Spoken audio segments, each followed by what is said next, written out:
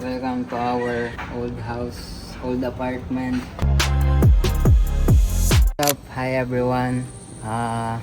Today is the day. Kung mapansin nyo, wala tayong mga vlogs nito mga nakaraang linggo. Ito ay dahil lilipat na kami ng bahay dito sa Cayman Islands. Sa kadahilan ng nagmahal na naman yung renta namin. 2 years na kami dito guys. Ito mismo August 1 today. Medyo masakit para sa amin na iwanan tong bahay na to kasi na-attach na kami dito. Nung first year namin, nung first contract, nagtaas na yung rent, diba babe? Magkano? From 1.8 to 1.9. Yun, 1.8. Although malaki na rin. So kung i-convert mo yun into peso, i-times na lang sa 70 yung 1,800. Then, ayun, ganun kalaki yung renta First namin dito sa bahay na to. And then sa second year, 1.9. naging 1.9 na. And then ngayon, magiging 2,000 na kung dito pa kami mag-i-stay, which is sobrang laki na at hindi na namin yun kakayanin. Kaya nag-decide kami na, ayun, mag-move out na. Napaka-special nito kasi ito yung unang-una namin tinirahan dito sa Cayman Islands na magkasama. Malungkot pero wala eh. Ganun talaga yung buhay. Yung iba dito yearly lumilipat talaga ng bahay. Gusto namin ipakita sa inyo yung bahay. Diba nasabi ko sa mga nakakang kong vlogs na mag-house tour ako. Pero hindi na natuloy. Hindi na natuloy pero House for tour you pa guys, rin. gagawin pa rin namin yun.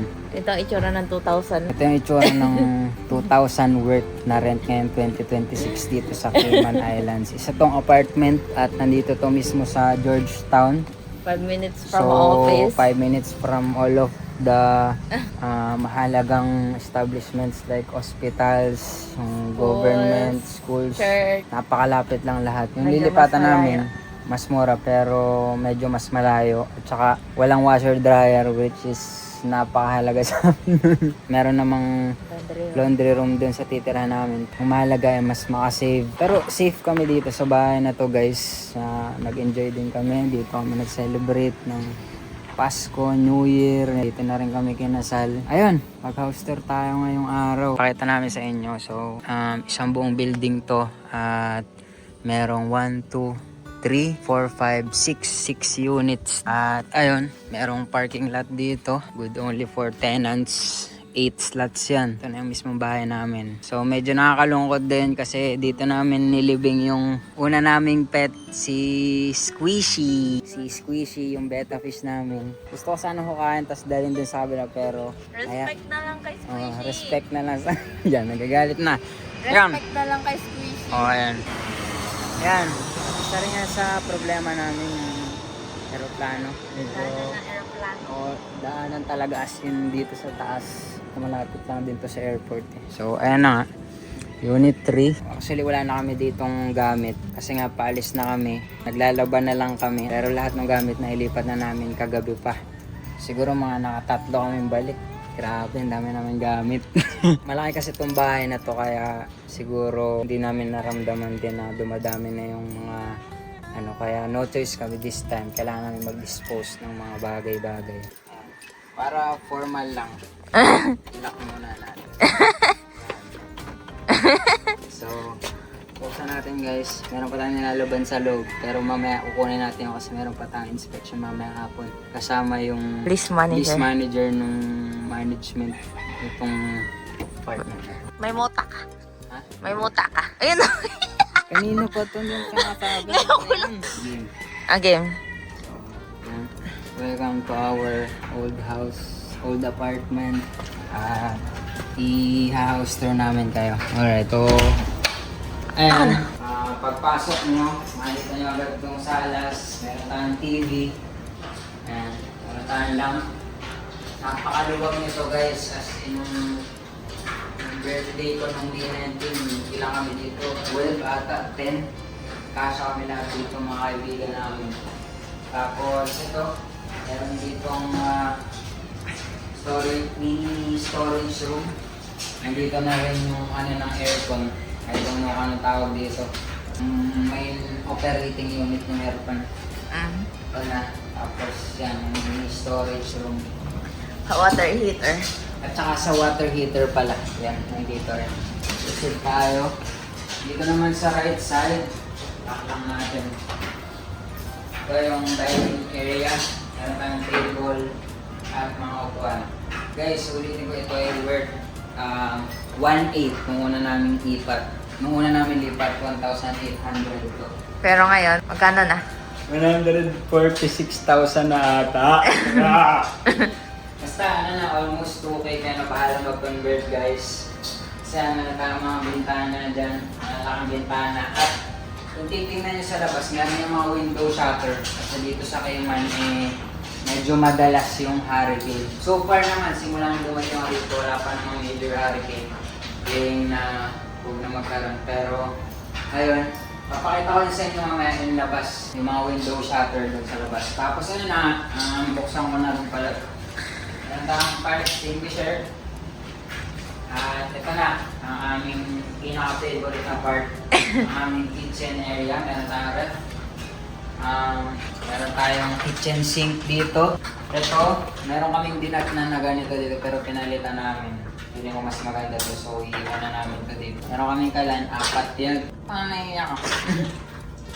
Sa bago namin, 2 na lang. So, ayun, medyo malungkot kasi mas nangyarap magluto. Pero okay lang, kailangan natin mag-taste guys para makaipon, di ba? Meron ding oven. Ayan, dyan nagbe-bake si Mintel. Okay, so meron ding microwave, toaster, mga kutsilyo, utensils. Dito mga utensils, yan. Yan, libre lahat yan pag Libre lahat lilipat yan. ka. Nung dumating kami dito, libre na lahat yan.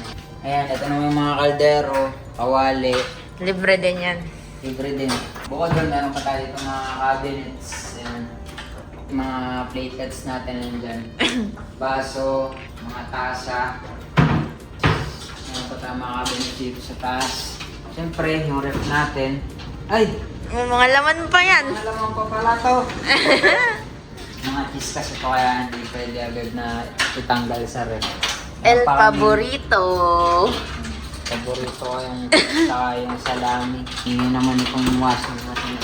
Tigil muna natin for now. Meron tayong washer and dryer dito. Napakalaking convenient nito guys. Hindi lang naman siguro dito sa Cayman, kahit sa naman sigurong lugar. As long as meron kang washer and dryer, napaka-convenient talaga. Kaya unlimited laba, di ba? So, ayun. Proceed na tayo dito sa... Maragyan muna natin. Ito naman ang aming kwarto / walk-in closet at bathroom. Magtanggal ng tsinelas. Ayan. So, Oh. di ba napakalaki guys? So, ito yung bed namin. Meron 2 lamp. At meron din mga drawers dito. Ito mga cabinet. Lagayan ng mga, ano ba tawag dito? Damit. Lagayan ng mga damit namin. Meron din bintana dito para meron tayong sunlight and ventilation. Mahalaga yan guys kasi sa mga kwarto dapat may ganun talaga para hindi naluluom yung kwarto. Siyempre dapat yung CR din meron. Pero dito sa apartment namin, walang proper ventilation tong bathroom. Kaya wala naman problema. Pero yun, ano yun, standard. Dapat merong at least either may window or merong kang exhaust fan para malabas yung baho or yung amoy ng lugar. Ito naman yung aming walk-in closet. Actually, hindi to walk-in. Typical closet. Kasi yung walk-in, pwede ka maglakad-lakad eh. Naglalakad din naman tayo Ito dyan mga 2 hakbang lang natin. So, ito. Buksan na natin yan. Tada! Oh, naglalakad ka. Oh, ila. Pwede ka naman pala lumakad. Ayan. So, dito namin sinasampay yung mga damit namin na mga polo, ganun. Mga maleta dito din nakalagay. At meron tayo dito ng plantsahan. Ano yung tawag dito? Kabayo. Kabayo. Yung plancha. Meron din libreng plancha dito. So, dun sa lilipatan namin walang libreng plancha kaya kailangan namin bumili. Alright, and the final part of this apartment ay ang aming bathroom. Ayan, makapasi nyo meron tayo dito. Ayan, water closet, lavatory na meron na din salamin.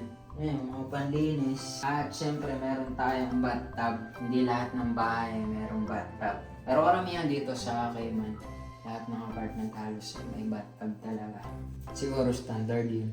Sa atin kasi... Timba-timba lang. Oo, timba-timba. Walang Tabo. shower. Tapos ayun, meron tayong shower. Pwede mo siyang iset na hot and cold. In short, meron tayong heater. Yan. Kami rin bumili nito, pero iwanan na namin to guys. Pero papalitan na rin naman nila. So, wala na rin naman tayong paglalagay niya. Gusto ka na ipakita babe yung window shutters na sinasabi ko. Okay. Para magka-idea sila kung ano yung tsura ng window shutters. Meron ko pala ng orasan. Sa atin yan, galing Pilipinas. Pwede na natin to sa kapitbahay. Ito, dali natin to. Sa amin yan. At meron kami itong mga vegetables. Gusto ko na ipakita sa inyo yung window shutters. Ito ang itsura ng window shutter guys. So, pag may mga hurricane alert, pag may mga hurricane na padating, Sasara. close namin yan. Nagamit ko na siguro mga 2 times. So, yan, additional safety yan. Meron din dito sa gilid. Ito yung nagustuhan ko dito guys. Itong, hindi naman to backyard, front yard, lahat to. Oo. Hindi naman to back, pero kung mag-a-baby sana kami, gusto sana namin dito siya makapaglaro someday, di ba? Kasi napakalawak. Although meron din naman backyard yung nilipatan namin, pero ito kasi sobrang laki. Minsan nga dito, nagsasoccer kami dito ng mga kapitbahay namin, mga bata. Ito yung likod ng apartment. So yun yung bintana na yun, yung sa kwarto. At lahat yan yung merong window shutters. Ayan. Ito ang aming Neighborhood. aming lugar guys. Ketura Street. Alright. Pasok muna ulit tayo sa loob. So, ayun guys, dito na natin natapusin tong house tour natin. Thank you sa panonood guys. Abang-abang na lang kayo guys dun sa mga susunod pa nating vlog dun sa bago natin titirhan. Malungkot pero masaya. Malungkot, medyo malungkot lang. Naiwanan ko pero at the same time masaya and blessed. At naniniwala naman kami ni Myrtle na lahat nanto ay plano ni God. Yan. Bago na tayo babe. Sa ating unang bahay dito sa Cayman Islands. Tama pala yung ano. Hindi kayo nagsulat niyan. Ako yung nagsulat nito mga to, huwag nyo nang pansinin yan. Panel board at ang tawag dito, nalimutan ko na, ano ba yan? Kung sino man ang magra-rent dito, nag-iwan tayo ng positive vibration dito. Positive vibes. May iniiwan tayong footprint sa mga bahay-bahay. And alam natin na positive ang vibes natin dito. Alright, so dito na natin natapusin tong vlog natin for today. Kung di pa po nakasubscribe sa ating channel, please subscribe to our channel and click the notification bell para updated po kayo sa ating mga susunod na vlogs. Alright, yun lang. See you again next vlog. Lagi po kayo mag-iingat and God bless.